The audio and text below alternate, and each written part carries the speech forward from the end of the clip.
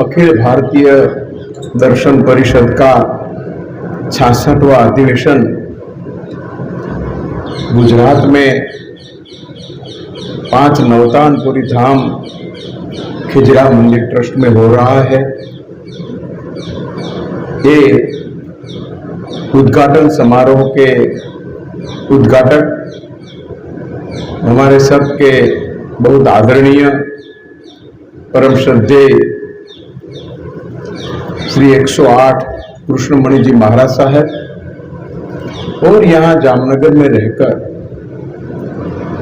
आश्रम के माध्यम से सेवा समरसता में जिसका बहुत बड़ा योगदान है पूरे भारतीय समाज में, ऐसे हमारे आदरणीय आचार्य देवप्रसाद जी, हमारे साथ यहाँ बैठे हुए आदरणीय सोहन राज जी, आदरणीय जटाशंकर जी, और अभी अभी जिन्होंने भारतीय दर्शन की विशिष्ट जो धारणा है उनके बारे में मननीय वक्तव्य दिया, ऐसे हमारे आदरणीय सच्चिदानंद जी, आदरणीय महामंत्री दुबे जी, और यहाँ सभागृह में विराजित दर्शन शास्त्र के भारत ख्यात विश्वख्यात विद्वान समुदाय।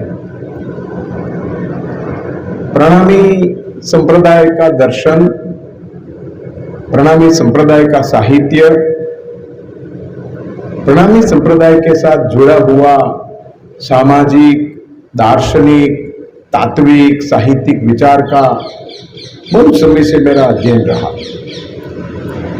पन्ना भी, यहां भी मेरी यात्रा होती रहती थी, लेकिन जब मैं सागर सेंट्रल यूनिवर्सिटी में चांसलर के रूप में मुझे दायित्व मिला तो मैं वहां दर्शन करने गया, फिर यूनिवर्सिटी आया और बहुत सारे लोग आसपास में प्रणामी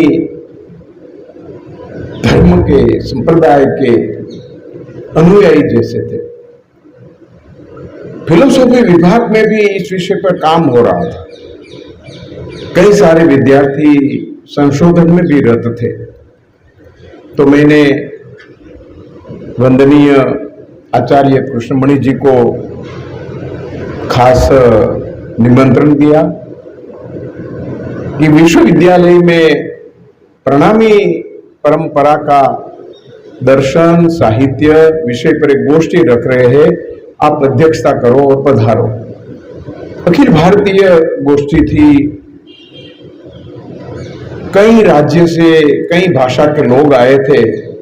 अंबिका दत्त शर्मा ने उनका आयोजन किया था, बहुत सफल हुई, स्वामी जी को भी अच्छा लगा।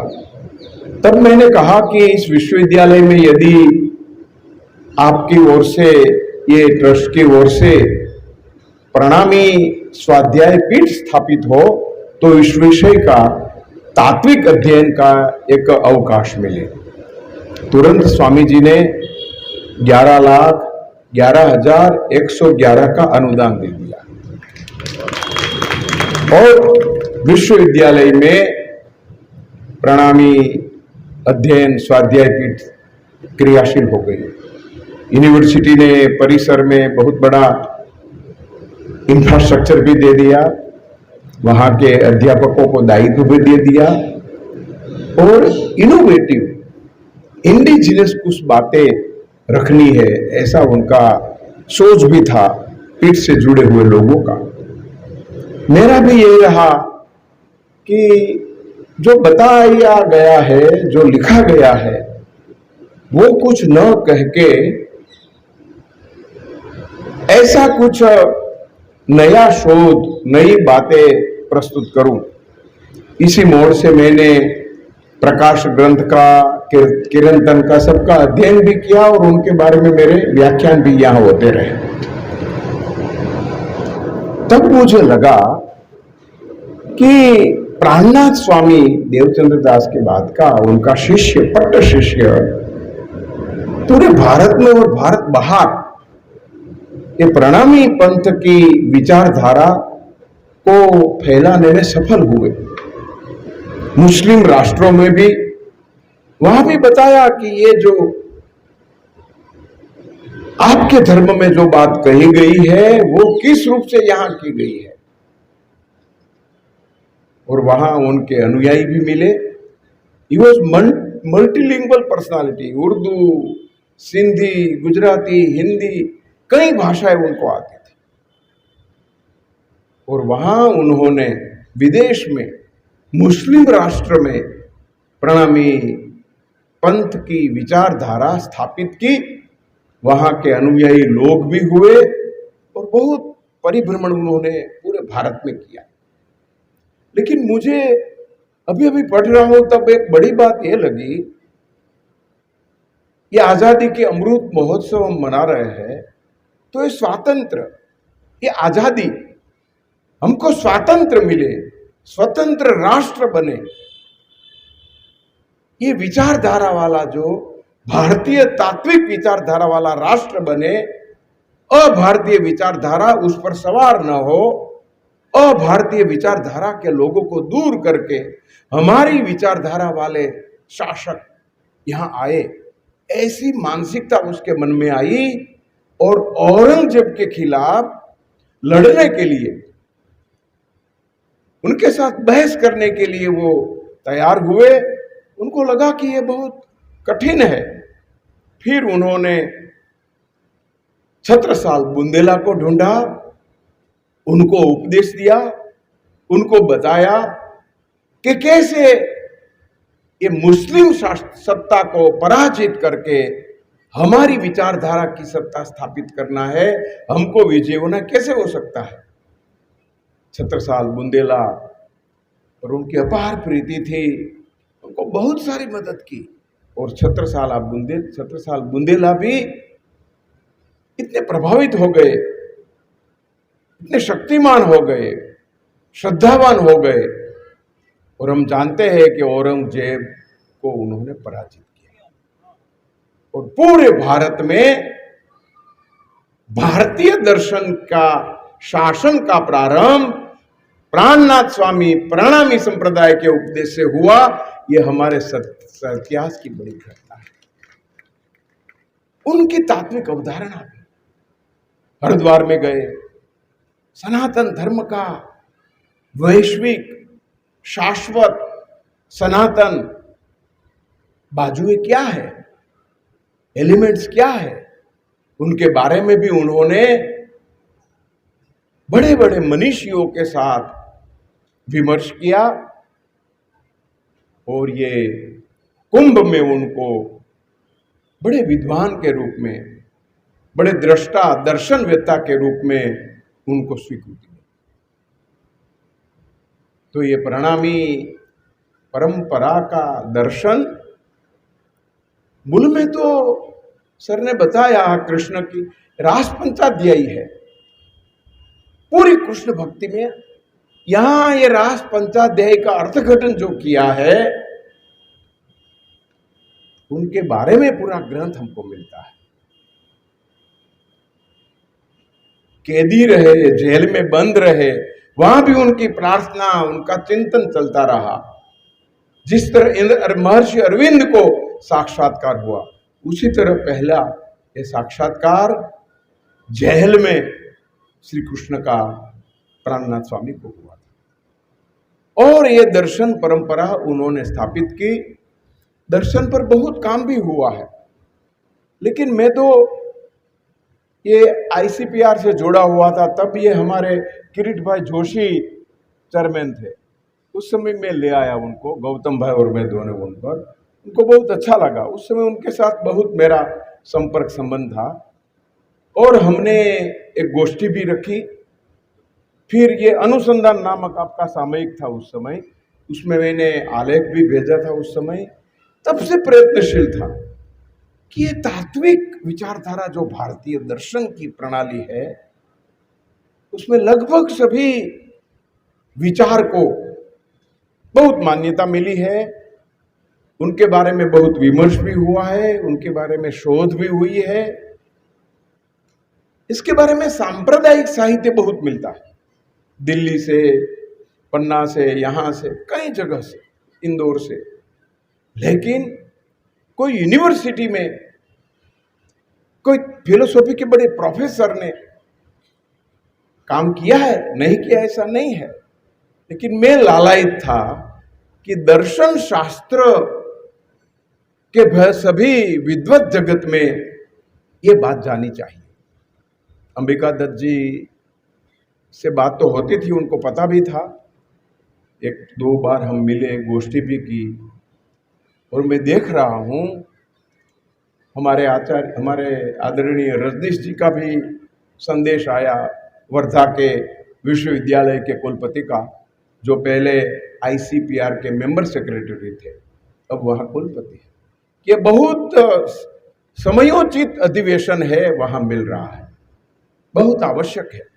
आज हम समरसता की, आज हम सब पहले भारतीय थे, ये बात फैल रही है, हमारे DNA एक बात फैल रही है, लेकिन उसका तात्विक आधार ढूंढने के लिए सब लोग लगे हुए हैं। मैंने बहुत काम, स्वामी जी ये जो इस्माइली खोजा है, इस्माइली आगा खानी,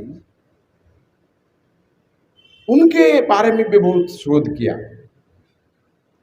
तो लगभग 80% बातें बोहरा में जो ब्राह्मीण और नागर से कन्वर्ट हो गए थे, खोजा जो लोहाना में से कन्वर्ट हो गए थे, क्षत्रिय में से कन्वर्ट हो गए थे मोले सलाम, बारोट में से धर्मांतरित हो गए थे मीर, मतवा ग्वाला जो होते हैं भरवाड़ में तो ऐसे मीर, मतवा, मोले सलाम, इस्माइली, खोजा, ये सब भारतीय थे। चौथी पांचवी पेटी तो भारतीय थी, लेकिन धर्मांतरित हो गए। आज भी उनके रिचुअल्स, आज भी उनका साहित्य भारतीय तत्व दर्शन, भारतीय साहित्य परंपरा और भारतीय रिचुअल्स, क्रियाकांड पर निर्भर है। आज समय है, पूर्वी भारतीय निवासी प्रजा अभारतीय विचारधारा से सम्मिलित हो गई, लेकिन आज भी उनमें भारतीयता बची है, वो बताने का आज समय है। और ऐसे समय पर ये प्रणामी पंथ का बड़ी मूल जगह, मूल पीठ में हम सब मिले हैं, हम सब बौद्धिक लोग मिले हैं।